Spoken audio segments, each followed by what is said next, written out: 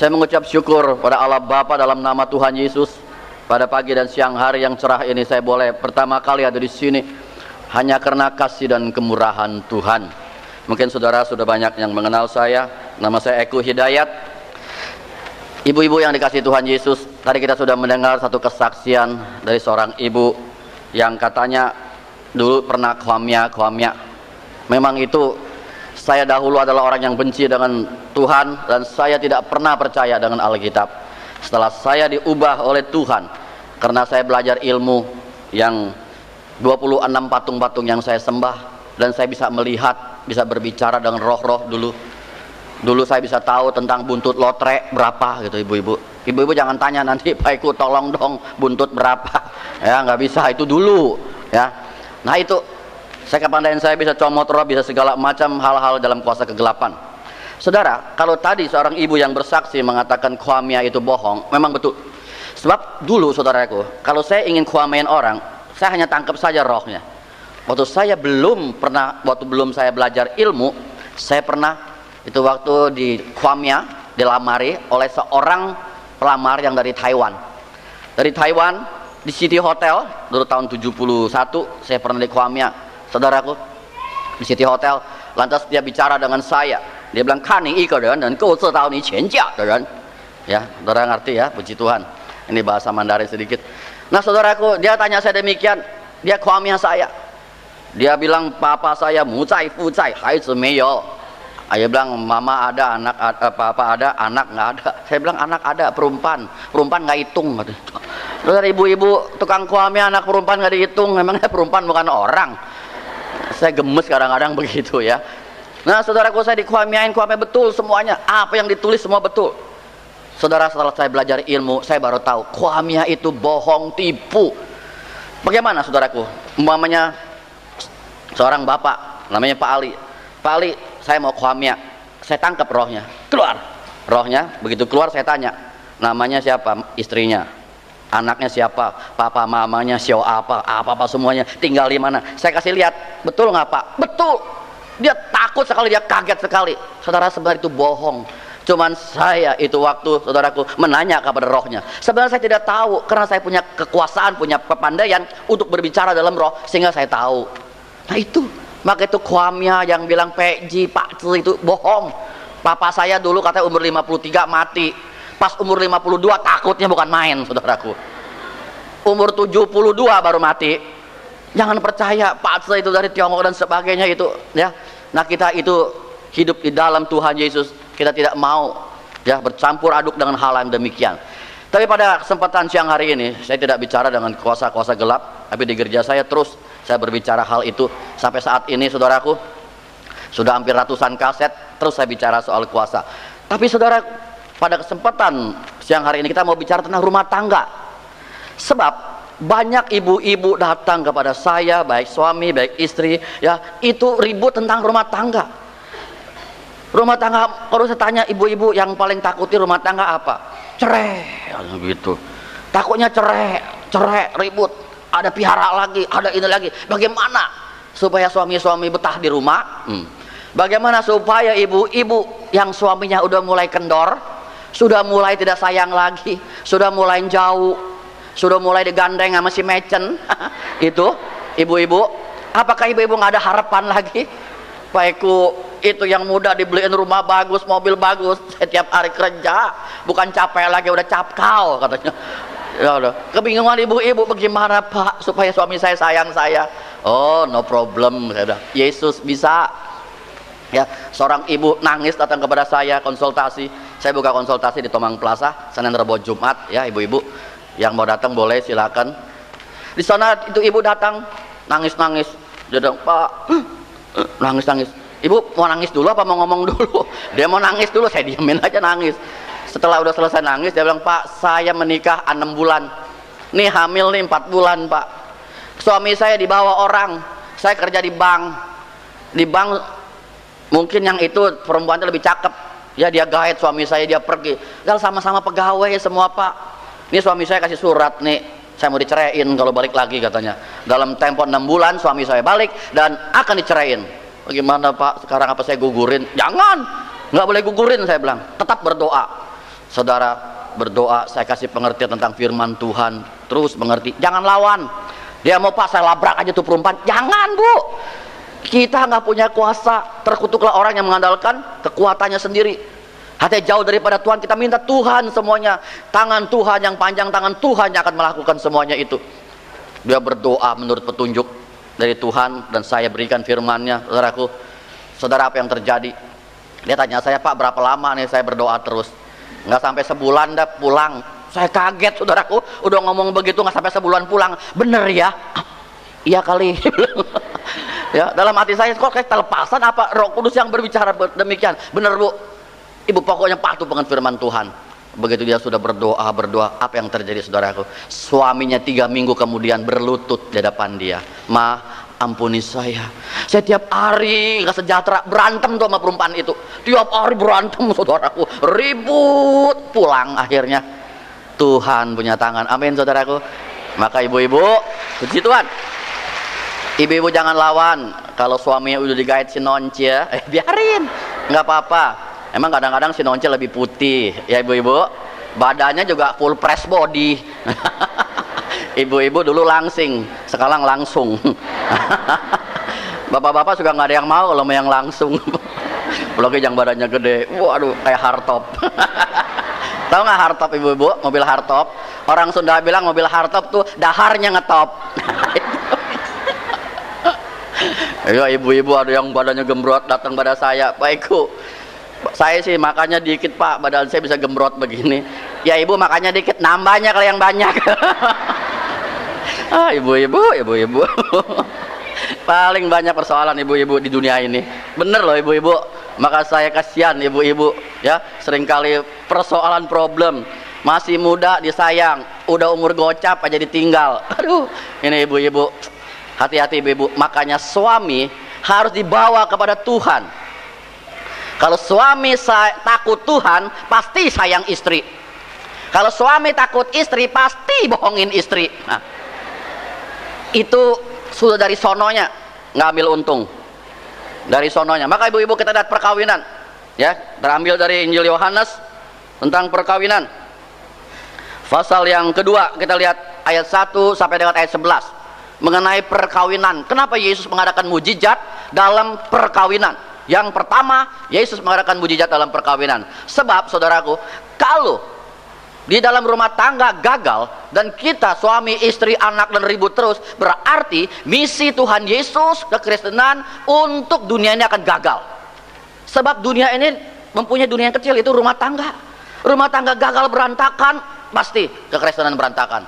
Maka iblis sekarang terus mengincar orang dalam rumah tangga supaya jauh dengan roh-roh perjinahan, roh perjudian, roh mabok, sebagainya semua ya. Itulah saudara. Maka pada kesempatan siang hari ini kita akan melihat firman Tuhan terambil dari Injil Yohanes pasal kedua ayat pertama sampai dengan 11. Saya akan bacakan dan kita sama-sama melihat dan mendengarnya. Pada hari ketiga ada perkawinan di Kana yang di Galilea, dan ibu Yesus ada di situ. Yesus dan murid-muridnya diundang juga ke perkawinan itu. Ketika mereka kekurangan anggur, ibu Yesus berkata kepadanya, mereka kehabisan anggur. Kata Yesus kepadanya, mau apakah engkau daripadaku, ibu? Saatku belum tiba. Tetapi ibu Yesus berkata kepada pelayan-pelayan, apa yang dikatakan kepadamu, buatlah itu. Di situ ada 6 tempayan yang disediakan untuk membasuh menurut adat orang Yahudi. Masing-masing isinya 2-3 buyung. Yesus berkata kepada pelayan-pelayan itu, isilah tempayan-tempayan itu penuh dengan air, dan mereka pun mengisinya sampai penuh. Lalu kata Yesus kepada mereka, sekarang cendoklah dan bawalah kepada pemimpin pesta. Lalu mereka pun membawanya. Setelah pemimpin pesta itu mengecap air yang telah menjadi anggur, dan ia tidak tahu dari mana datangnya, tetapi pelayan-pelayan yang mencendok air itu mengetahuinya. Ia memanggil mempelai laki-laki dan berkata kepadanya, siapa? Setiap orang menghidangkan anggur yang baik dahulu, dan sesudah orang puas minum barulah yang kurang baik. Akan tetapi engkau menyimpan anggur yang baik sampai saat ini. Hal itu dibuat Yesus di Kana yang di Galilea sebagai yang pertama dari tanda-tandanya, dan dengan itu ia telah menyatakan kemuliaannya, dan murid-muridnya percaya kepadanya. Puji Tuhan. Nah saudara, kita sudah mendengarkan satu perikop firman Tuhan mengenai Yesus diundang dalam satu perkawinan. Memang saudara, setiap perkawinan harus didahului oleh pengertian. Pengertian mendahului perkawinan. Jadi jangan sampai begitu umur udah cukup kawin.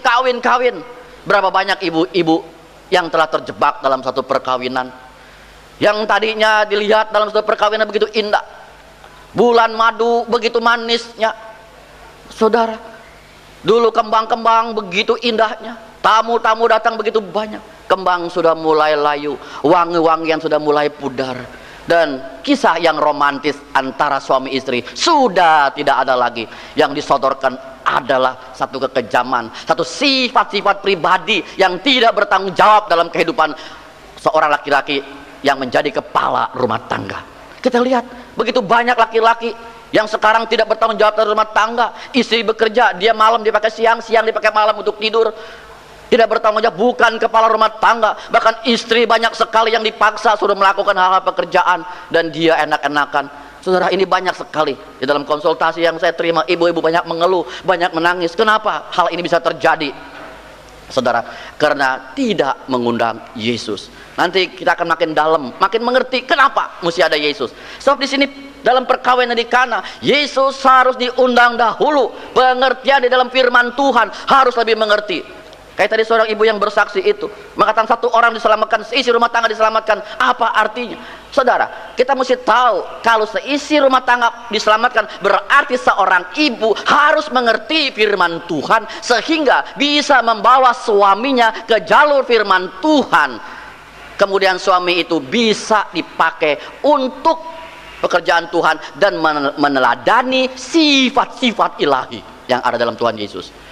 Maka itu suami-suami sekarang, ibu-ibu harus sungguh-sungguh diberikan pengertian tentang firman Tuhan. Kalau sebagai kepala rumah tangga dia tidak mengerti firman Tuhan, kehidupannya tidak akan mencerminkan kekudusan di dalam Kristus. Dia akan mudah sekali diselewengkan, dia akan mudah sekali terbawa oleh hal-hal yang tidak diingini. Ini banyak di mana-mana suami yang dulu kelihatan baik sekarang sudah mulai lagi pergi. Yang dulu kelihatannya begitu aktif tapi dia kena lagi terjerat oleh kuasa-kuasa iblis, di mana kesenangan dunia yang diutamakan. Apalagi suami-suami seorang bisnis seringkali entertain, seringkali pergi bawa pergi ke night club. Siapa yang nggak senang pergi ke night club untuk senang-senang, saudaraku? Seorang kawan saya, dia datang kepada saya, "Pak, saya sudah 3 tahun ke night club, ke gereja juga, ke night club juga, ya. Kenapa Pak? Emangnya nggak boleh ke night club, kan nggak dosa?" Saya bilang, nggak dosa. Siapa bilang ke night club dosa? Tapi banyak orang berdosa di situ. Nanti engkau keseret loh, ya. Begitu keseret datang, "Pak, gimana baik Pak?" Dipijitin, aduh gelejet. Aduh enak dipijitin sama si Noncia, enak ibu-ibu. Begitu dipijit tangannya gelejet sampai nyut. Nah ibu-ibu di rumah nggak pernah mijitin lagi, asal pijitin. Gue juga capek tadi habis Injil, tahu nggak? Waduh, gini-gini setengah pendeta. Suaminya udah mulai diem aja. Habis ibu-ibu tidak lagi untuk memberikan kepada suaminya kesenangan. Ibu-ibu, suami-suami itu seperti anak kecil, pengennya dilayanin aja. Ya kan bapak-bapak? Bapak? Udah diam bapak-bapak dengan berapa gelintir ini. Kalau suami-suami nggak dilayanin, dia bisa pergi swalayan loh, Bu. Swalayan, dia pergi melayani sendiri. Hati-hati loh, ya. Suami-suami memang begitu sifatnya, maka itu harus kita akan lebih jauh lagi. Nah ibu-ibu, di sini kita lihat Yesus diundang dalam satu perkawinan. Jadi pengertian mendahului perkawinan sehingga perkawinan itu boleh berlandaskan satu sifat daripada firman Tuhan. Saudara, saya melihat di sini di akhir tadi dikatakan biasanya orang menyediakan anggur yang baik dahulu, setelah itu baru yang kurang baik. Tapi engkau menyediakan anggur yang baik dahulu. Jadi saya ingat begini, Bapak Ibu, saya ingat jadi seperti pohon korma. Pohon korma tuh indah, ya. Ibu tahu pohon korma itu, pohon korma kalau ditanam bijinya nggak bisa ditanam dikorek tuh di dalam pasir, padang pasir ditancep begitu, nggak bisa. Sebab nanti badai angin datang membawa pasir itu kemana-mana, jadi itu biji nggak bisa hidup, mencolok sono, mencolok sini, mencolok sono, mencolok sini. Jadi itu biji nggak bisa hidup. Harusnya begitu itu biji ditaruh di dalam tanah, ditekan oleh batu, ini biji tekan oleh batu yang besar begitu. Nah jadi itu bijinya nggak bisa berkutik kemana-mana. Ya, jadi angin taufan datang, angin badai, pasir tidak bisa membawa biji itu. Jadi begitu lama-lama dia mulai bersemi. Sampai di padang pasir, kalau malam tuh dingin, kalau siang tuh panas. Makanya saudaraku, waktu Musa mengeluarkan orang Israel dari Mesir, Tuhan menyediakan apa? Tiang awan kalau siang, malam tiang api. Ya, nah di situ itu biji mulai tumbuh. Itu pun korma begitu tumbuh, saudaraku, dia tumbuh mentok, ketemu batu, mentok. Gimana nih? Dia turun. Dia turun sampai 200 meter kadang-kadang mencari air. Setelah sudah ketemu sampai air sudah kuat ini fondasinya, sudah betul-betul kokoh, baru dia naik ke atas, dia gulingkan tuh batu. Terguling batu, baru dia tumbuh, saudaraku. Maka itu kalau kita lihat ini pun korma indah luar biasa. Begitu berkembang, pentil aja udah manis. Ya, kata orang pentil udah manis. Begitu sudah mulai gede, manis, tambah tua. Yang paling manis tuh yang paling busuk, yang udah hitam, udah peot, nah itu yang paling manis. Kalau perkawinan kita seperti itu, ibu-ibu, sampai udah tua, sampai peot, itu yang paling manis. Masih nenek-nenek, kakek-kakek gandengan. Aduh, kita lihatnya benar-benar harmonis. Ya, nenek-nenek, kakek-kakek, biarpun udah peot, digandeng terus gitu. Enak. Kenapa nenek-nenek suka peot? Karena nggak suka disetrika. Emangnya baju. Nah itu sampai sudah tua, ibu-ibu masih gandeng, kita lihat begitu akrabnya. Itu pohon korma meneladani sebetulnya sifat-sifat di dalam rumah tangga kita yang mencerminkan firman Tuhan. Terus manis, sebab Yesus yang termanis. Ini ya, nggak ada korma yang setengah manis setengah pahit, nggak ada, sampai tua sampai busuk manis. Maka itu ibu-ibu, kita mengerti di sini satu perkawinan adalah kemanisan dalam rumah tangga yang paling penting. Maka itu kalau kita lihat perkawinan, kita lihat suka nyodorin kue ya. Itu saya suka lihat itu apa? Kue kemanten tingginya sampai mentok gitu atas. Mau dipotong pakai pedang. Sampai susah main pedang-pedangan. Rumah tangganya perang nanti. Pakai pedang jauh-jauh, terus potong saudaraku pakai pedang.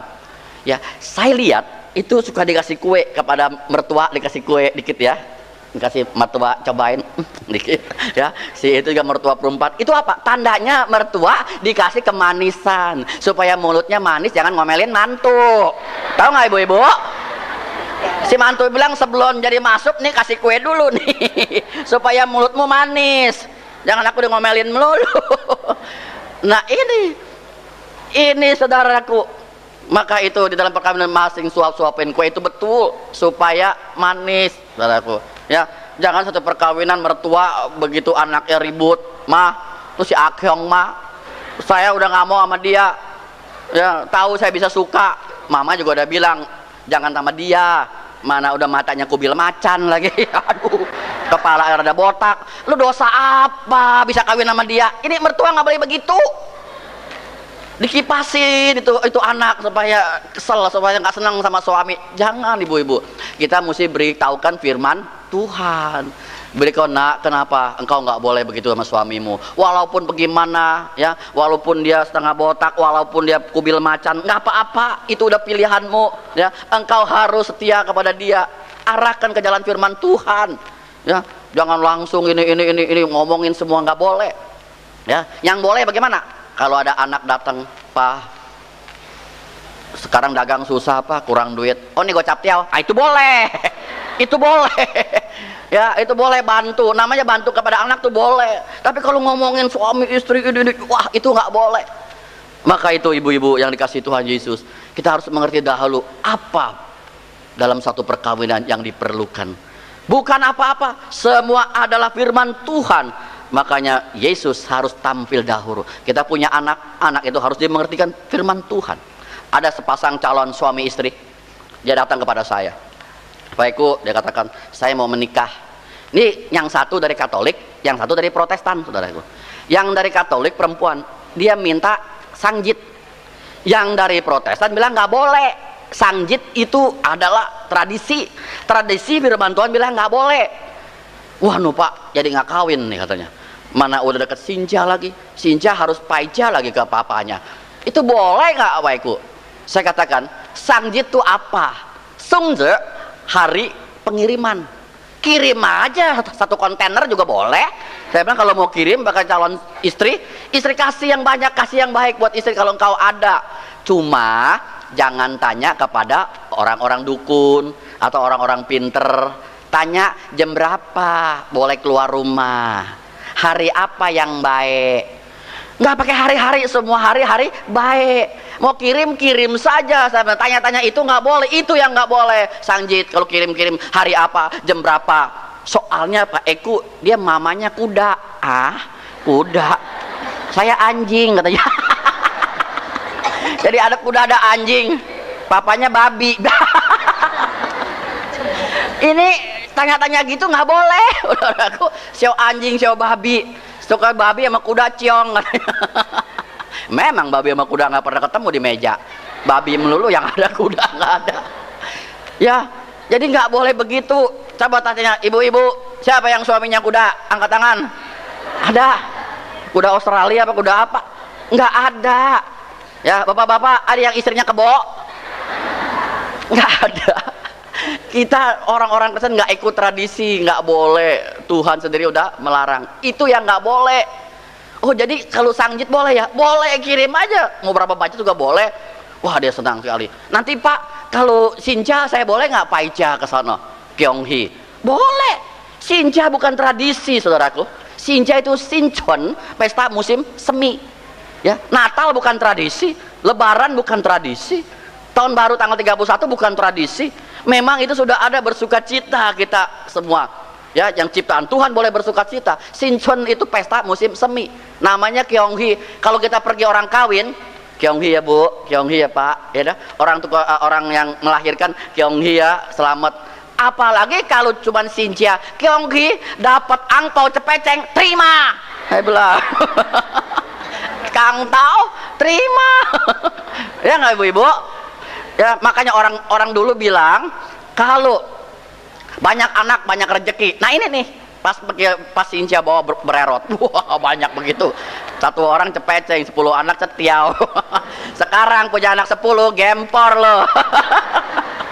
Manggil nama juga udah lupa. Siapa nih? Meing, Mecen, Melan. Wah, udah kalang kabut. Mau manggil anak satu aja ibu-ibu ya, namanya sebutin sampai 8. Anak-anak begitu ya, udah bingung.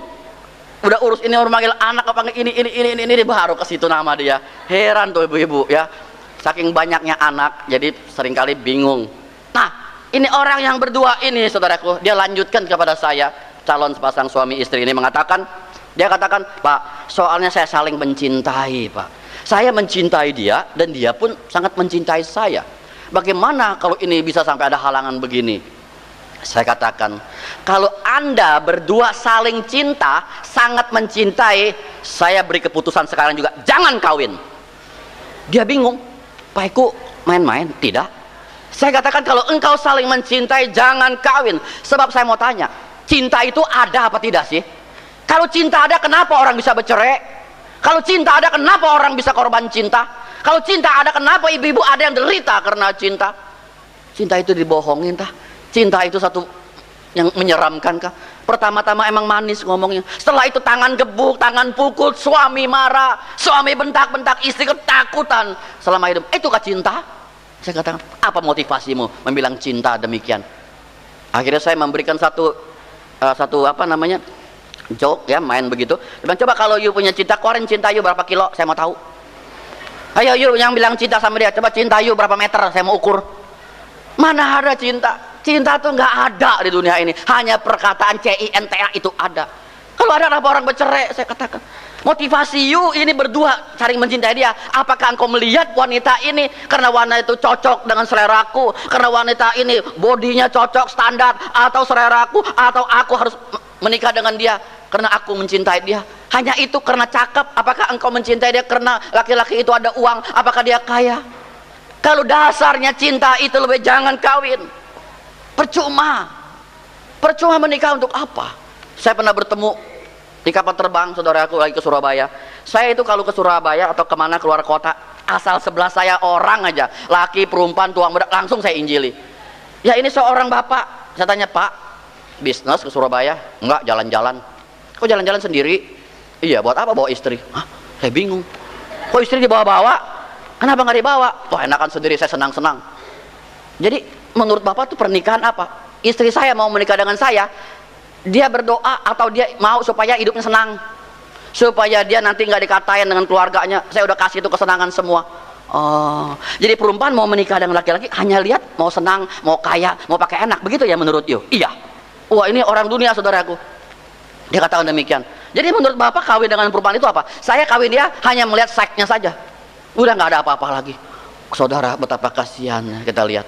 Mereka tidak mengerti pewujudan satu rumah tangga yang bagaimana indahnya di dalam Tuhan tidak ada di dalam gambaran pikiran hatinya, sehingga dia menyatakan bahwa perkawinan hanya satu seks, hanya satu keinginan kaya, percuma, hanya perempuan laki bertemu, setelah itu sudah. Saudaraku, perkawinan begitu manisnya antara suami istri. Maka kepada calon yang sepasang ini saya katakan, kalau engkau saling mencintai, jangan kawin. Saya tanya, cinta itu apa sih? Tahu nggak apa arti cinta?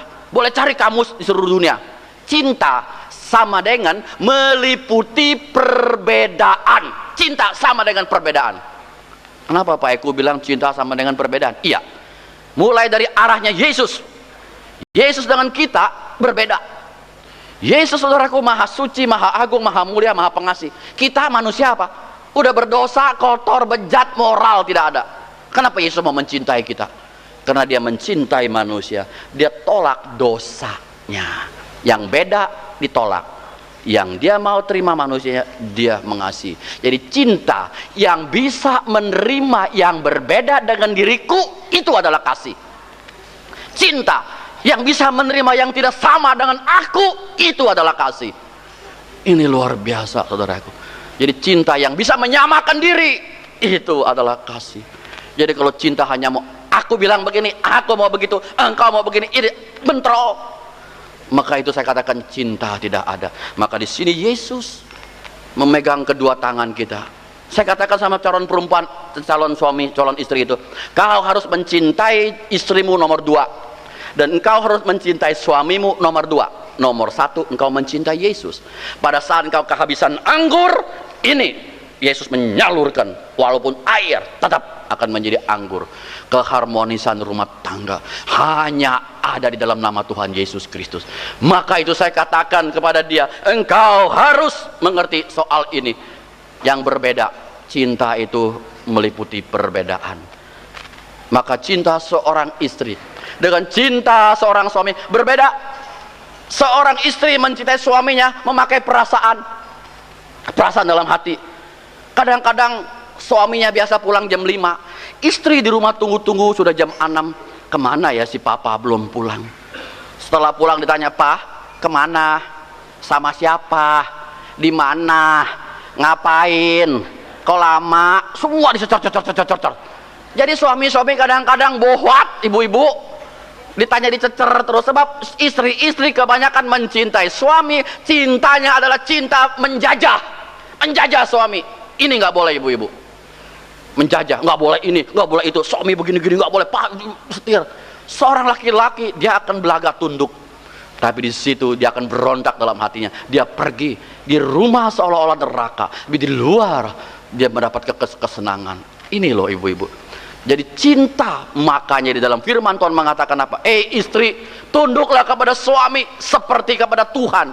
Ibu-ibu jangan salah arti ini. Bukan saya katakan istri harus tunduk kepada suami, bukan itu maksudnya. Istri, tunduklah kepada suami seperti kepada Tuhan. Tuh, betul nggak? Istri harus tunduk, biarpun suami bocengli, suaminya besai, tetap aja tunduk. Nggak bisa. Itu istilah yang salah. Istri, tunduklah kepada suamimu seperti kepada Tuhan. Tuhan dulu apa suami dulu? Tuhan. Seperti kepada Tuhan. Istri, engkau tunduk kepada Tuhanmu, engkau ikut teladan sifat-sifat ilahi, dan engkau bisa melayani suamimu di dalam kasih Tuhan Yesus Kristus. Amin. Ini artinya bukan suruh tunduk, diapain juga tunduk, bukan. Ya, jadi kalau istri sudah mengerti tentang firman Tuhan, sehingga jalur kehidupan rumah tangganya akan dilandaskan oleh firman Tuhan. Nggak pernah maki suami, nggak pernah marah suami, didoakan itu suami tiap hari, nggak ribut. Makanya bukan bilang tunduk, jadi tunduk dulu kepada Tuhan, baru bisa memberikan pengertian dan teladan di dalam kehidupan rumah tangga Kristen untuk suami dan anak-anaknya. Ini karena suami adalah kepala sama seperti Kristus, dikatakan demikian. Kalau suami kepala sama seperti Yesus, sifat suami pun harus meneladani sifat ilahi yang ada di dalam Tuhan Yesus. Harus penuh dengan pengorbanan, harus penuh dengan kesabaran, harus penuh dengan sukacita. Itu suami yang benar, saudaraku. Maka itu kita lihat di sini, baca firman jangan sepotong, istri harus tunduk, suami pun harus seperti Yesus. Yesus meneladani apa? Sifat-sifat kerendahan diri yang penuh tanggung jawab, saudaraku. Maka itu seorang kepala rumah tangga sudah dari Allah yang nyusun. Allah menguasai Adam, Adam menguasai Hawa, Hawa menguasai ular. Harusnya itu. Sekarang terbalik, ular menguasai Hawa, Hawa menguasai Adam, Adam tidak taat kepada Allah.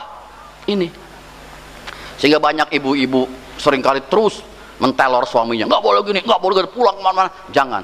Kalau ibu-ibu mencintai suami, jadi dengan kata lain harus memberikan kesenangan kepada orang yang dicinta. Ya, ini suami rasa-rasa kayaknya bingung. Ya, ada ibu bilang, oh, marah-marah. Emang Pak, laki-laki anjing. Hah? Kenapa Bu? Bilang laki-laki anjing. Suami saya tuh cerita habis-habisan. Setelah pulang malam hari saya renungkan kenapa ibu-ibu selama suka bilang laki-laki itu anjing. Saya pikir-pikir, pas satu hari saya ke rumah jemaat lagi besuk sakit, saya dengan tim 5-6 orang pergi ke sana. Orang dicium, ya nggak? Cium sono, cium sini, cium sono, cium sini. Iya juga ya, kalau orang laki-laki yang suka cium sono, cium sini sama dengan tuh anjing, ibu-ibu bilang tuh. Anjing suka cium sono cium sini, nggak pernah nggak dicium. Setiap orang kakinya diciumin, itu anjing. Ya, iya. Ada seorang ibu berkata, emang Pak, kadang-kadang cinta itu buta. Siapa bilang cinta buta? Cinta nggak buta loh ibu-ibu. Ada yang bilang cinta buta, ada yang bilang cinta tidak buta. Ada dua macam. Lagi tempo hari datang Reinhard Bonnke, ya, saya beserta kawan saya, dia bawa anak laki-lakinya. Itu ada yang duduk di tengah-tengah, saudaraku, kan ratusan ribu orang. Pak, tuh pacar saya tuh Pak, yang baju oranye, tuh. Begitu jauh bisa lihat sasaran cinta. Saya bilang cinta itu buta. Ya, yang bilang cinta buta itu ibu-ibu, hati-hati. Biasanya ibu-ibu dulu waktu pacaran, waktu belum menikah, ya, suaminya tuh kalau nonton kan gelap, suka belaga buta, merepe-repe nih tangannya, ya, ini yang honghiam nih ibu-ibu. Cinta suka belaga buta, megang-megang. Maka itu sekarang ibu-ibu udah pengalaman, kasih tahu anak gadisnya, nak mau kemana? Mau nonton, sini nak, nih paku, kasih paku. Buat apa mah? Begitu tuh tangan cinta belaga buta, tancap, cedas. Biar nyahok dia. Mesti pakai aturan ibu-ibu. Ini tangan bapak-bapak nih, kaum muda nih sekarang suka ngerepe-repe belaga buta. Padahal nggak buta ya, cinta suka ngerepe-repe. Nah itu, maka bilang ada cinta buta, ada cinta yang tidak buta. Maka itu ibu-ibu jangan senang-senang atau hari perkawinan. Ibu yang punya anak harus juga perkawinan harus di dalam Tuhan. Kalau tidak, wah, itu akan menjadi satu hal kelihatannya kecil, padahal itu besar. Nanti akan menjadi besar persoalannya. Di rumah tangga kelihatannya suami istri bersatu, tapi nanti untuk meninggal tidak akan bersatu. Ibu-ibu tahu, perkawinan, pernikahan hanya satu mimpi. Betul ibu-ibu, mimpi. Tamu datang begitu banyak, orang-orang memberikan kado, kadonya gelas, puluhan losin, lonceng 10 losin. Ya, untuk apa itu? Yang orang-orang dari perkawinan perlu bukan lonceng, bukan kado, tapi orang-orang perlu itu adalah teladan dan sifat-sifat ilahi serta petunjuk di dalam firman Tuhan yang kita perlukan orang tidak berikan. Makanya ibu-ibu, kalau engkau ada yang salah pilih dan mempertaruhkan di tangan seorang laki-laki, seumur hidup engkau akan cuci muka dengan air mata. Seumur hidup nangis, suami begitu jahat, nangis terus, tiap hari dibentak, tiap hari dikatain, tiap hari nggak dikasih uang. Seumur hidup engkau akan cuci muka dengan air mata, ibu-ibu. Kau mempertaruhkan di tangan seorang laki-laki yang tidak bertanggung jawab pada rumah tangga. Makanya Jangan enak-enak waktu perkawinan. Maka saya katakan perkawinan hanya satu mimpi. Yang penting adalah Yesus Kristus harus hadir dulu. Yesus Kristus yang harus tampil sebagai penyelamat di dalam rumah tangga kita. Kalau tidak, ibu-ibu terasakan sendiri. Banyak seorang ibu, dia mengatakan, Pak, kalau saya tahu kawin kayak neraka begini, lebih baik saya nggak kawin, Pak. Suami yang tadinya baik, yang tadinya kelihatannya mengasihi, sifat-sifat semuanya itu yang tidak kelihatan tampak. Memang saya katakan, cinta itu dulu waktu engkau bercinta, engkau memperindah yang beda. Tapi sekarang setelah engkau menikah, engkau memperbesar yang beda. Inikah ibu-ibu? Nggak apa-apa, belum dalam Tuhan, nanti bisa saya injili, saya kasih, nanti bisa jalan Tuhan. Omong kosong. Nggak bisa. Nanti kebanyakan istrinya yang nggak dikasih ke gereja, istrinya malahnya nggak boleh. Kesian istri-istri mau minta ke gereja nggak boleh, yang bisa siang doang, malam. Makanya persekutuan kaum ibu begini inilah yang terbaik, siang. Suami-suami ke kantor, ibu-ibu bisa juga kalau suami yang belum di dalam Tuhan, ya bisa. Maka itu ibu-ibu, kalau ibu-ibu sekarang sudah terlanjur, suami sudah mulai pergi, suami sudah mulai lagi tidak setia, jangan takut. Firman Tuhan mengatakan apa? Setiap orang yang menerimanya diberinya kuasa menjadi anak Allah. Yohanes 1 ayat yang 12 mengatakan, setiap orang yang menerima Yesus diberi kuasa menjadi anak Allah. Punya kuasa ibu-ibu? Punya. Maka itu tangking suami lagi tidur, umpama suami lagi tidur, ibu-ibu berdoa. Ya udah enak, kita udah menyembah Allah, sudah berdoa, ya langsung tangking. Suami lagi tidur di ranjang, ibu-ibu kan di pinggir ranjang, tangking dalam nama Yesus segala kuasa kegelapan, roh setan, iblis keluar gitu. Tapi pelan-pelan, ibu-ibu jangan kencang-kencang. Ya, kalau ibu-ibu kencang-kencang dalam nama Yesus segala kuasa kegelapan, roh setan, dia bangun. Apa? Lu yang setan? Dia ambil air guyur, baptis 2 kali. Ya ibu-ibu, ini bukan main-main, bener ibu-ibu. Tengking, roh jina, roh perempuan, roh kenajisan, tengking terus. Ya ibu-ibu, jangan kencang-kencang, pelan-pelan saja. Begini kira-kira nih.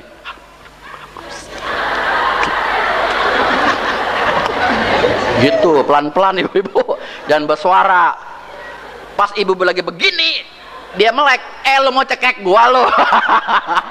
Enggak apa, ada nyamuk gitu. Ya ibu-ibu, tengking aja. Ibu-ibu punya kuasa. Ya, setiap anak Allah diberi kuasa. Perempuan lebih banyak yang baik daripada laki-laki. Laki-laki baru berdoa aja udah ngeres pikirannya. Banyak yang begitu loh ibu-ibu. Ya, ibu-ibu maka itu harus doa dalam roh dan kebenaran. Tapi banyak ibu-ibu pas lagi berdoa, Bapa dalam surga tolong suamiku Tuhan supaya berkat. Besok gua mau ke rumah ibu Min nih, ada arisan pakai baju ijo apa anting gede. Ya, lagi berdoa kepada Tuhan mikirin baju ijo. Tuhan bilang lu apa-apa lagi berdoa ngomongin baju ijo anting gede, ke rumah ibu Min lagi. Kadang-kadang lagi berdoa kepada nyasar. Kasihan dah ibu-ibu karena banyak ditekan, banyak kebingungan, banyak frustrasi, ya, banyak depresi, banyak puasi, akhirnya crazy. Nah ini loh ibu-ibu, kita harus benar-benar serahkan kepada Tuhan. Jangan ibu-ibu pakai kekuatan sendiri, jangan pikir wah saya hebat, saya lawan dia. Jangan, serahkan kepada Tuhan apapun yang terjadi ibu-ibu. Maka itu jangan lihat anak kita udah dewasa, wah ini anak udah dewasa, udah bongsor boleh kawin. Jangan ibu-ibu, dia jangan kata sudah dewasa, belum tentu dia mempunyai mental yang dewasa. Amin. Mental yang jangan lihat itu orang kaya, bakal jadi mantu kita orang kaya, punya mobil, punya perusahaan, dia sudah cukup umur. Cukup umur bukan jaminan. Binatang cukup umur juga kawin sendiri. Ya, nggak ada yang ngajarin kawin sendiri. Maka itu ibu lihat cukup umur, dia bilang udah dewasa, belum tentu mental dewasa. Kalau mental tidak dewasa, dia akan pergi dengan kawan-kawannya naik motor, naik mobil, ngoboy-koboyan, main bola sodok sampai pagi. Ini kalau mental nggak dewasa. Mental sudah dewasa juga belum jamin, sebab kedewasaan dalam rohani itu yang menjamin. Amin. Ya, harus kedewasaan dalam rohani baru bisa memberikan hari depan yang penuh dengan pengertian dalam perkawinan itu. Ini Kalau nggak dewasa untuk apa? Apa arti dewasa? Dewasa berarti bahwa seseorang tidak lagi untuk kepentingannya dirinya sendiri, dan dia lebih cenderung untuk melakukan sesuatu bagi kepentingan orang lain, sehingga kasih Kristus boleh mengalir pada orang itu. Ini luar biasa. Maka itu ibu-ibu, suami lebih baik dibawa kepada Tuhan. Lebih baik menjaga kesehatan daripada mengobati, betul? Kalau udah kanker, obati susah. Suami kalau sudah mulai nyeleweng, itu susah. Maka ibu tetap berdoa bagi suami. Sekarang suami yang udah terjadi apapun, ibu-ibu punya kuasa, doa terus, doa dalam kuasa. Kalau ibu malas bangun, pas lagi tidur pegang aja begini tangannya, tumpang tangan ke dada suami, dalam nama Yesus, bagi dia, nyam, belakang ngigo, tangannya tekan dadanya. Ibu-ibu kan banyak akalnya, kan MacGyver. Tahu nggak MacGyver? Tahu MacGyver, akalnya nggak habis MacGyver tuh. Ada aja bisa. Ibu-ibu juga mesti seperti MacGyver. Ya, kalau ada suami begitu, mau jadi MacGyver, pegang tengking. Ya, bagaimana cara apa? Pegang aja terus ibu-ibu. Ya, pegang firman Tuhan. Ya, lakukan dan menurut ajaran apa yang Tuhan pimpin kepada kita. Ya, maka itu anak-anak kita harus dijaga. Jangan sampai anak-anak sekarang dia bilang, wah sekarang boleh nikah campur dulu, ya, saling kenal dulu, udah campur, kalau cocok, kalau nggak cocok nanti udah pisah. Nggak bisa. Kalau ada seorang laki-laki yang datang kepada seorang perempuan, dia mengatakan hal itu, hati-hati gadis-gadis, dia adalah orang yang tidak takut kepada Tuhan dan akan menjadi seorang kepala rumah tangga yang tidak beres. Saya bicara kepada adik-adik yang belum menikah, yang gadis-gadisan, ibu-ibu, anak-anaknya pun demikian. Kalau ada seorang laki-laki yang minta kepada seorang perempuan sesuatu hal, jangan diberikan. Saudaraku, jangan seorang gadis mau membuka baju kepada seorang laki-laki yang bukan suaminya. Jangan, sebab kalau seorang wanita gampang-gampang buka baju dia bukan suaminya, dia adalah seorang wanita yang murahan, tidak akan dihargai. Saudaraku, ada seorang punya mobil Kijang 1, Mercy 1. Kalau hujan gede, becek, banjir, Kijang yang dipakai, Mercy disimpan, ditutupi pakai kain, karena harganya mahal, disayang. Kijang kan murahan, pada keropok hantam terus. Nah ini, kalau ibu lihat murahan begitu, apa gampang, main serahkan diri saja, tidak beres itu namanya. Maka gadis-gadis, saya nasihati, kalau ada seorang laki-laki yang minta tubuhmu sebelum engkau pesta dalam perkawinan, dan engkau bisa menasehati dia di dalam kasih Tuhan Yesus Kristus, engkau adalah wanita yang anggun.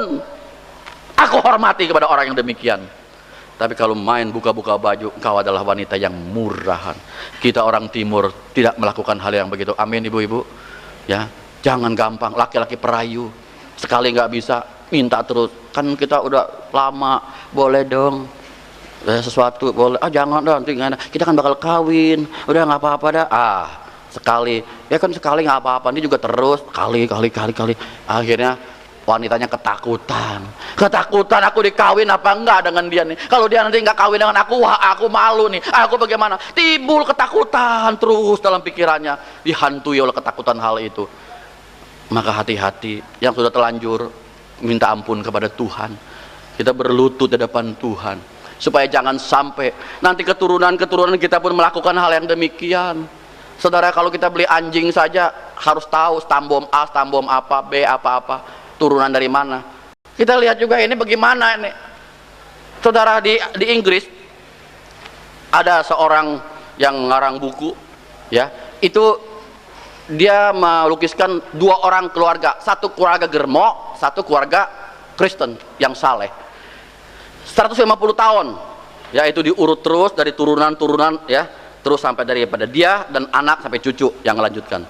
Ini dari turunan yang germo, anaknya 80% penjahat, pembunuh, pendusta, pembohong, penipu, udah ada di situ semuanya.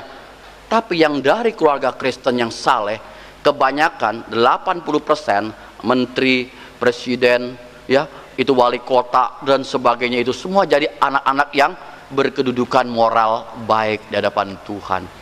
Maka itu jauhkan dari segala percabulan, jauhkan dari segala keinginan hawa nafsu yang tidak beres. Maka itu ibu-ibu adalah satu tiang dalam rumah tangga. Ibu-ibu adalah penolong bagi suami. Suami langsung berbuat tidak baik, jangan marah. Ibu-ibu harus mengasihani suamiku, nanti engkau akan neraka. Berdoa bagi dia, terus minta terus kepada Tuhan, sehingga suami itu akan dijamah oleh Tuhan. Karena ibu-ibu adalah satu daging. Seorang laki-laki akan meninggalkan ayahnya dan ibunya, dan dia menjadi satu daging. Satu daging artinya apa? 2 in 1. Iya, satu daging 2 in 1. Ada orang tanya kepada saya, Pak Iku, umpamanya ini kapal laut, ada satu kapal, di situ kapal itu mau tenggelam, ada mama dengan istrinya Pak Iku. Yang Pak Iku tolong siapa? Spontan jawab, istri. Loh, kok istri ditolong bukannya mama? Kan mama kan nggak ada bekasnya, istri kan ada bekasnya. Nah, ini tanya begitu. Baik, firman Tuhan mengatakan apa? Seorang laki-laki akan meninggalkan ayahnya dan ibunya, dia bersatu dengan istrinya, sehingga keduanya menjadi satu daging. Saudaraku, apa arti demikian? Kenapa saya bilang tolong istri? Saudaraku, ibu-ibu sebagai mama, anak datang, ibu-ibu punya nasi uduk, ya, sepiring. Anak ibu datang, ma, lapar ma, mau makan. Biarin lu mati, asal mama kenyang. Begitu? Nggak mungkin seorang ibu. Nah, ini makan, biar mama lapar, asal anak kenyang. Mama saya kalau dia orang yang bijaksana, tolong istrimu, biar aku mati, asal istrimu selamat, karena engkau berbahagia dengan istrimu. Amin ibu-ibu. Ini. Jadi mama saya harus mengatakan, biarin aku mati, engkau bisa berbahagia. Kalau istri saya mati, anak banyak, saya bisa tidur sama mama saya? Enggak mungkin, ya. Jadi jangan ibu bilang, mama satu, ini mama bener, mama nggak ada bekasnya, istri ada bekasnya. Ibu mau nggak digituin? Ibu juga nggak mau sama mertuanya. Jadi kita sama anak kita jangan bilang begitu. Harus bantu di dalam Kristus. Anak itu harus mengerti dalam firman Tuhan. Saudaraku, saya angkat 2 jempol kepada seorang kawan saya. Maksudnya kawan istri saya. Mamanya punya anak laki-laki 5, perempuan 1. Yang perempuan sampai jealousnya sama mamanya. Itu mamanya sama mantu sayang. Kalau kirim makanan 5-5-nya mantu perempuan dikirimin makanan. Kalau dibikinin beli baju dari luar negeri 5-5 dikasih sama. Anaknya dikasih yang jelek.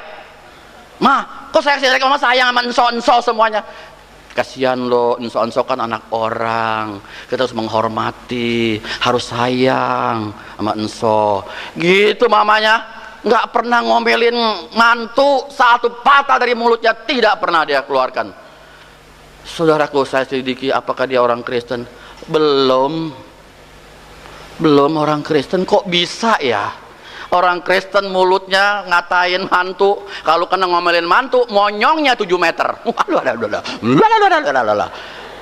Tapi yang belum Kristen kok katanya lebih baik, saudaraku. Kita kadang-kadang jadi batu sandungan ya. Tuh orang Kristen begitu, tuh orang Kristen begitu. Maka itu ibu-ibu, kita harus meneladani sifat ilahi. Saya katakan lagi sendiri, ini pentingnya supaya kita mengerti di dalam kehidupan di Kristenan ini. Ada satu ilustrasi saya ingin sampaikan begini yang terakhir. Ibu-ibu, ada satu keluarga di mana itu terjadi udah lama, 15 tahun yang lalu. Ini seorang bapak kaya, perusahaannya di Hong Kong, Kanada, Amerika, Jepang, ya. Ada semua di Indonesia, ada 5 perusahaannya.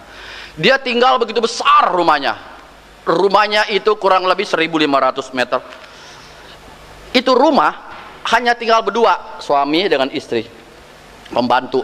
Ini suami, saudaraku, kalau malam minggu pulang ke Palmerah main macok, ya, umur udah gocap, saudaraku, umur 50 istrinya, suaminya umur 53, tapi suaminya ada lagi istri 2, ya, tampang gocap, kelakuan jigo.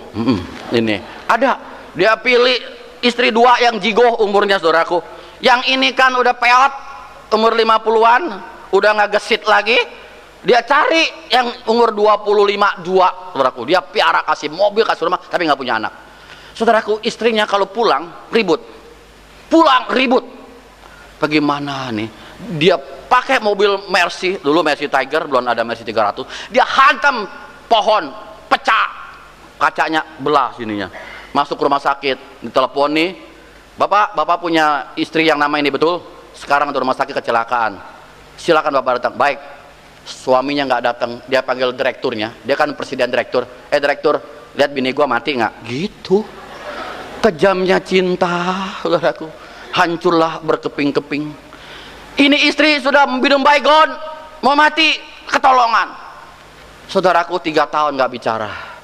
Kasihan nggak? Anak-anak di Amerika, rumah tangga 1 hari boleh pakai 10 juta, boleh keluarin cek, boleh keluarin apa, 10 juta. Suami nggak pusing, nggak bakal habis hartaku, suaminya bilang.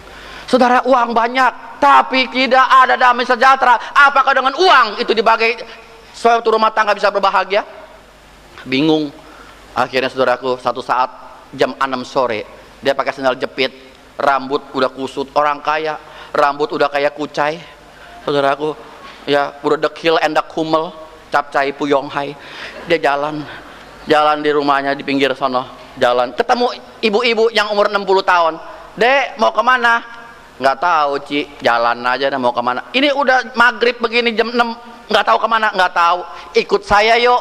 Kemana? Ikut saya pergi ke gereja. Oh, saya bukan orang Kristen, Ci, saya nggak mau, saya nggak bisa ke gereja. Ikut dah. Ini ibu dia turun, dia injilin. Saya pakai sendal, nggak apa-apa ke gereja pakai sendal juga. Ayo ikut, saya nggak bawa apa-apa, ikut. Diajak, saudaraku. Itu hari seorang hamba Tuhan berkhotbah tentang rumah tangga bahagia. Itu ibu sampai hancur hatinya. Dia khotbah tentang 2 ayat demikian, ibu-ibu. Kita lihat, ini untuk ibu-ibu juga, di dalam Lukas 6, Injil Lukas pasal ke-6 ayat 27-28. Injil Lukas pasal 26 ayat 27-28, 2 ayat ini kita bahas, setelah itu selesai. Nah, di sini ibu-ibu, lihat Injil Lukas 6 ayat 27-28. Tetapi kepada kamu yang mendengarkan aku berkata, kasihilah musuhmu, diganti, kasihilah suamimu. Katakan begitu. Berbuat baik kepada orang, berbuat baik kepada suami yang membenci kamu. Mintalah berkat bagi suami yang mengutuk kamu, berdoalah bagi suami yang mencaci kamu. Waduh, ini ibu gemeteran. Bu, suami saya sudah benci sampai ke tulang sumsum, disuruh berkati suami, suruh doai suami, disuruh mintain ampun suami biar dia mati, katanya. Ini ibu udah marah.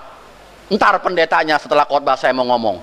Saudaraku diajak ke pendeta. Setelah selesai khotbah, Pak Pendeta, saya tidak setuju dengan kata-kata ini. Suami saya begitu jahat, piara lagi 2 orang, saya didiamin aja. Sudah 3 tahun saya tidak pernah disapa, benci terus, ribut, mukanya udah baru ketemu, sudah tidak lagi cocok. Bagaimana bisa saya suruh doain suami saya? Itu pendeta injili, saudaraku, 2 jam diinjili, nangis itu ibu menggerung-gerung. Dia baru tahu kasih Yesus. Ibu mau percaya pada Yesus? Mau. Menerima Tuhan Yesus menjadi Tuhan dan Juru Selamat? Mau. Sekarang mengaku. Ampun. Diajak, hari ini Tuhan, saya menerima Tuhan Yesus menjadi Tuhan dan Juru Selamat. Sudah, saudaraku, ya, dikasih terang. Ibu praktekkan ini. Ayatnya jangan dilihat, harus dipraktekkan. Kasihilah suamimu, berdoa bagi suami. Dia doa sebulan 2 bulan, dia doa. Begitu suaminya pulang, saudaraku, ya, dia, Pak, suaminya, buang muka, itu muka dibuang, bagus, nggak ada yang pungut. Saudaraku, suami begitu kejam, Pak, buang muka, disediain kue ini, nggak diladenin.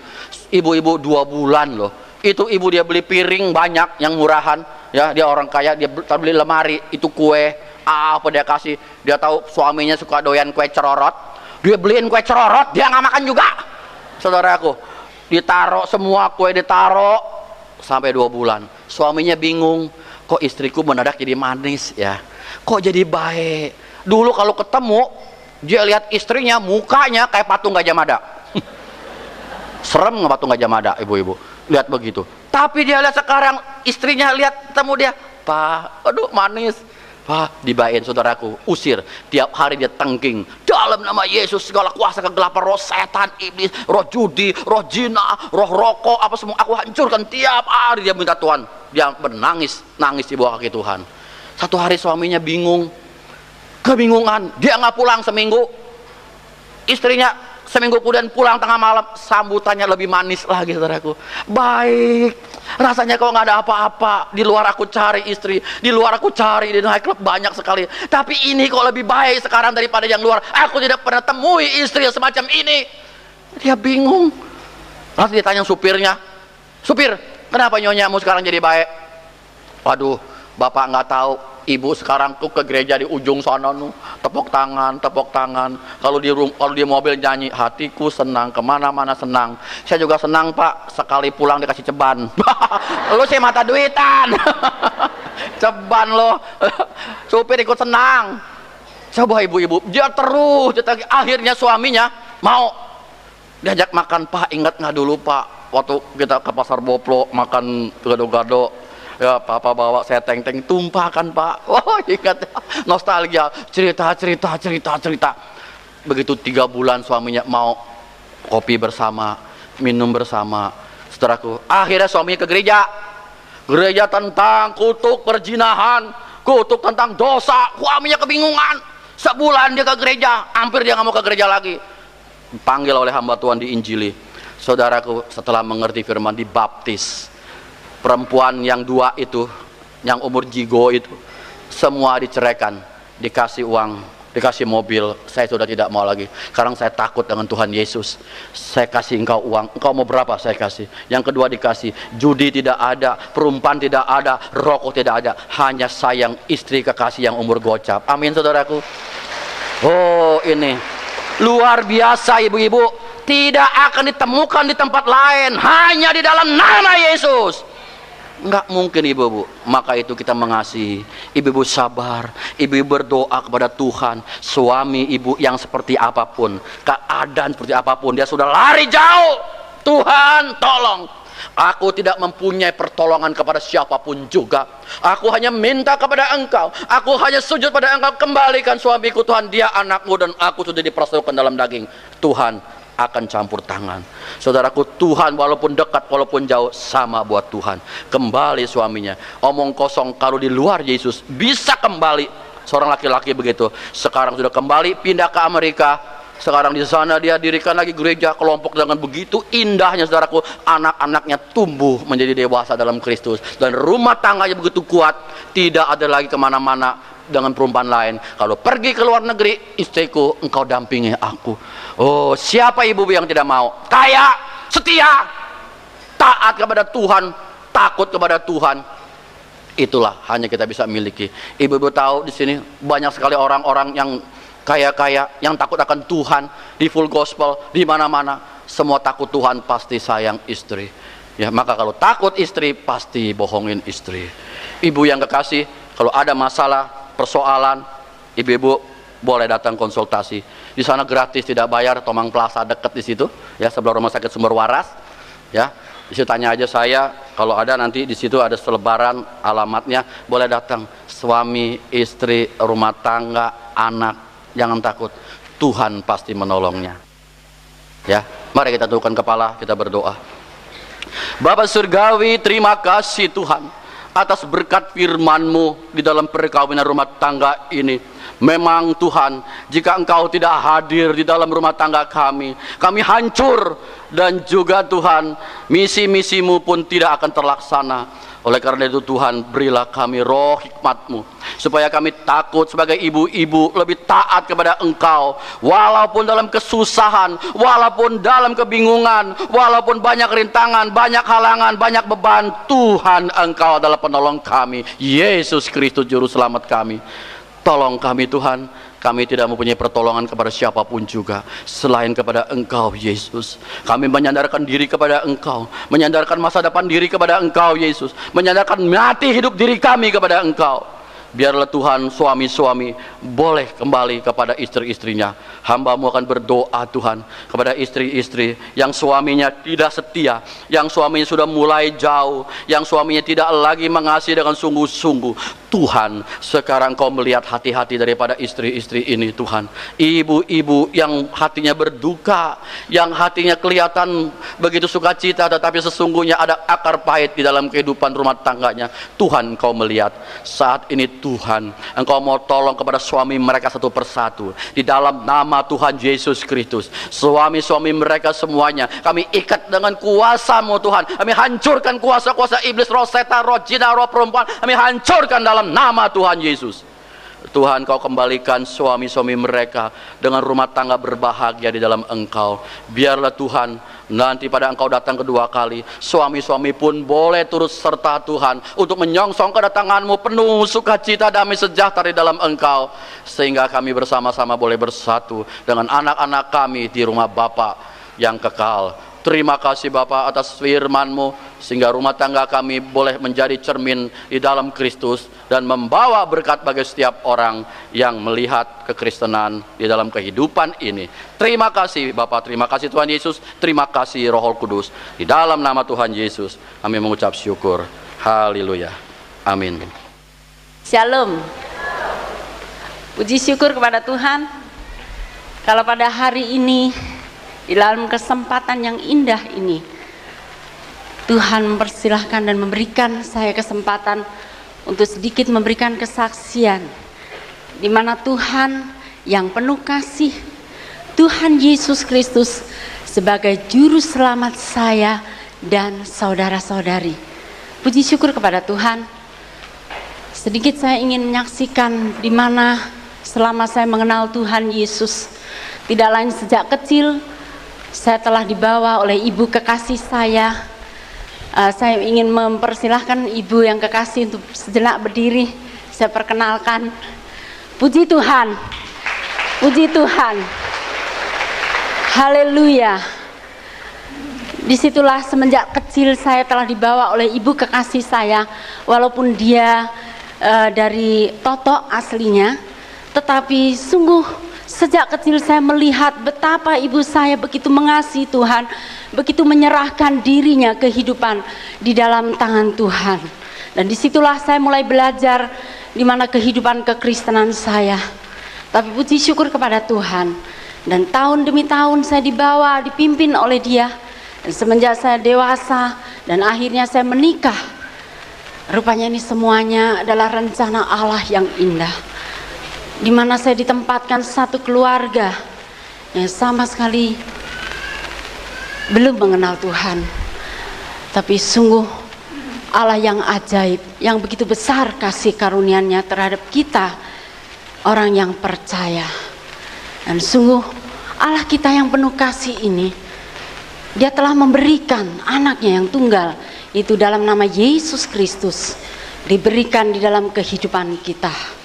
Walaupun saya waktu itu sepenuh dengan penderitaan, penuh dengan pencobaan, tetapi oleh karena kasih-Nya yang begitu besar, dan oleh karena doa dari ibu saya yang kekasih dan keluarga saya, akhirnya saya dimenangkan. Tentunya bukan saja saya begitu gampang saya melewati keluarga ini, tetapi sungguh kemurahan Tuhan yang tidak habis saya terkatakan. Begitu indah, begitu kuasanya yang selalu menopang saya di dalam kesesakan, di dalam kelemahan saya.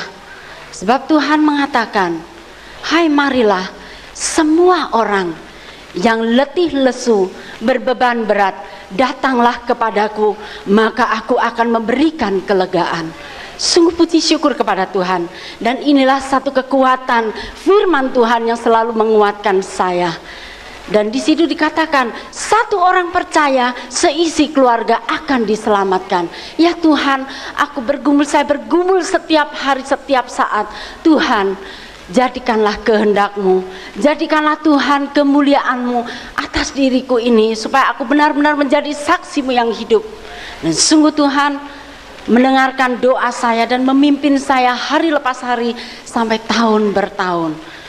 Bukan di situ saja, saudara-saudari, di pertengahan dalam peperangan ini, di situ saya sempat dibodohin oleh kuasa iblis, yang mana saya mengikuti keluarga besar yang belum mengenal Tuhan ini. Saya sempat dibawa ke satu tukang ramal, yaitu Kuamia.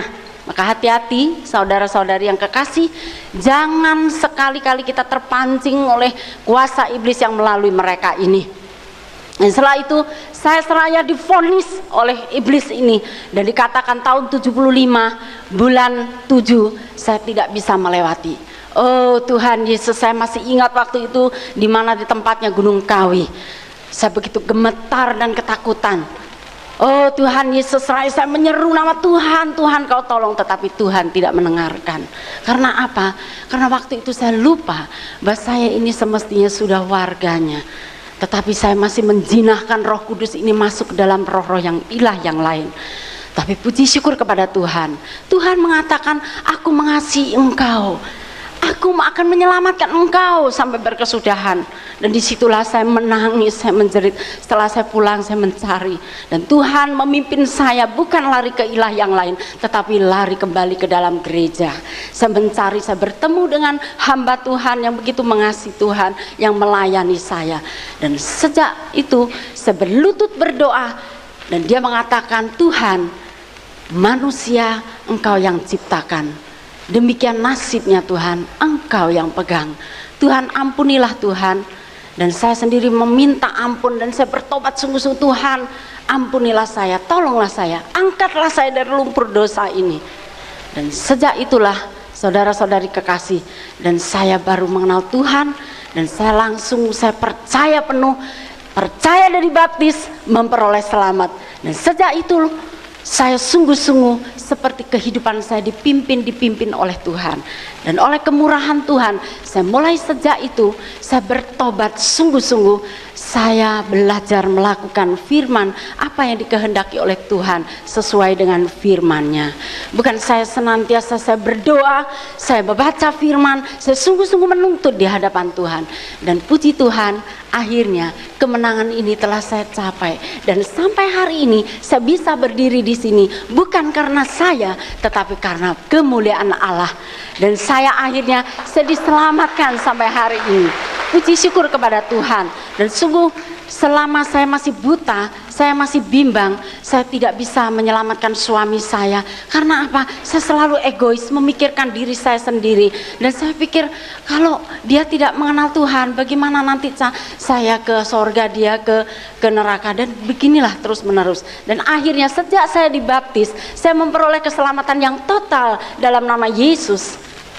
Suami saya melihat perubahan saya, pertobatan saya hari lepas hari. Dan disitulah pada 3 tahun yang lalu suami saya juga diselamatkan.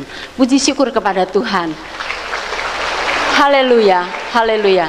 Suami saya telah diselamatkan dan seisi keluarganya satu persatu. Dan puji Tuhan, sampai hari ini sudah mencapai 99% sudah semua selamat masuk dalam nama Yesus. Hanya tinggal satu saja, tetapi Allah, janji Allah ada yang kekal. Satu orang percaya seisi keluarga akan diselamatkan. Amin. Amin. Puji syukur pada Tuhan. Demikianlah puji Tuhan, sampai hari ini saya dikaruniai 4 anak, yang 3 sudah ke kelas universitas, fakultas, dan yang terkecil di SMP. Inilah satu kemurahan Tuhan, kasih Tuhan. Dan memang hanya Dia sebagai Raja Damai. Kalau engkau memiliki Dia, engkau akan dipimpin dalam kedamaian kebenarannya. Karena Yesuslah juru selamat, Yesuslah juru damai kita. Oleh karena itu, saudara-saudari yang kekasih, untuk menutup kesaksian saya ini, saya ingin mempersembahkan satu lagu untuk memuliakan Tuhan. Haleluya. Sekalipun